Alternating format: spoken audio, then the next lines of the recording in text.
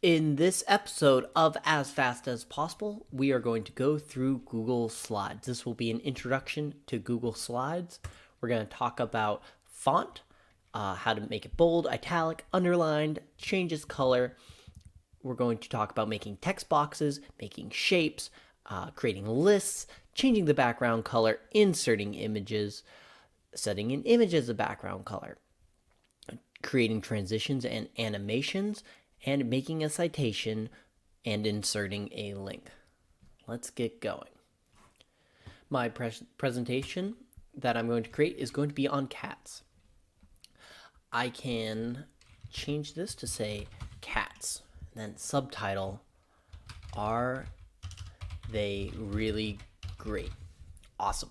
We are now ready to go. I want to change this font.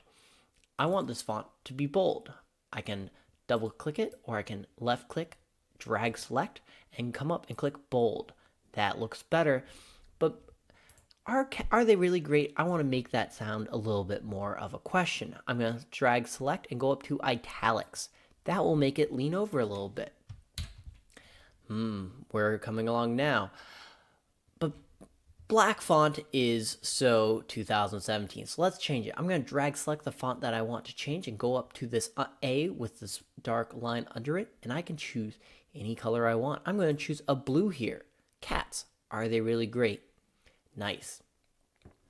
Now, I can also insert text boxes. Let's say I need one more text box. I've got one here, I've got one here. I want to create another one. I can do that by going up and clicking the T in the little box. I can then drag to create my box, and I could say breaking news. I want to make this stand out a little bit more. I'm going to make this a little bit bigger. I'm going to change its font by clicking on the fonts. I'm going to click impact because that sounds really intense. And now I want to make it red. There we go.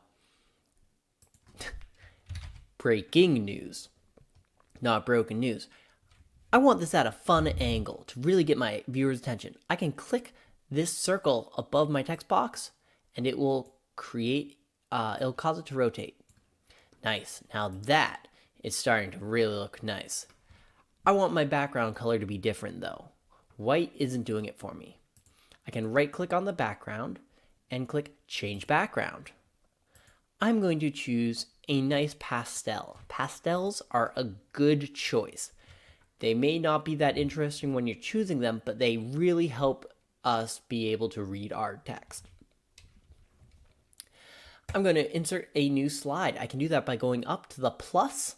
It's not the flag of Switzerland, it is a new slide. I'm going to delete I don't need a second title slide. I'm going to click those and then I'm going to delete them. All right, let's insert an image. I can go to insert, image, search the web. And as we'll see, we got a search popping up right here. Cat. There we go. This is the cat I want. I can click this cat and drag it out. Here we go. I want this cat to fill my screen. So this area of the slide is the white box. I can move my cat over and then grab this transform box and drag it to make my cat large enough so it'll fill the entire box. You can see that in the preview over here. Before I go too much further, though, I want to make sure that I cite this image because I'm using this image. I didn't create it. I have to give credit where credit is due. If I click this plus over on the image for preview image, you can see that it says free photo of kitten. I click that. That'll take me to the web page where this came from. I can see over here that it's free for commercial use, but I have to link to it. That's a good habit to be in anyways. I'm going to click the URL at the top, and I can either right click copy or control C. For now, I'm going to paste that into my speaker notes. This is a good spot to just kind of keep stuff while you're working, and you can come back to it later. I want to create a list on this as well. I can close the cats and I get the rest of my bars back. I'm going to click a bulleted list. Nothing happened. I need a text box first. Do you remember where the text box is? That's right. It's right over here. We'll drag select the text box. We'll go over to our list. We'll write some great things about cats. They have tails. They are furry. They go meow. They do. This isn't very big. I'm going to Control A to select them all, or I could drag select and increase the size of the font. I can move this down a little bit so that it's not over the dark background. It's a little easier to read. I want these facts to really stand out. If I right click the bounding box, the box that's around that, there is all sorts of options that come up. And the one I want is animate. When I click that, I have a series of options that come in. I can choose my animation, and I can choose when it happens.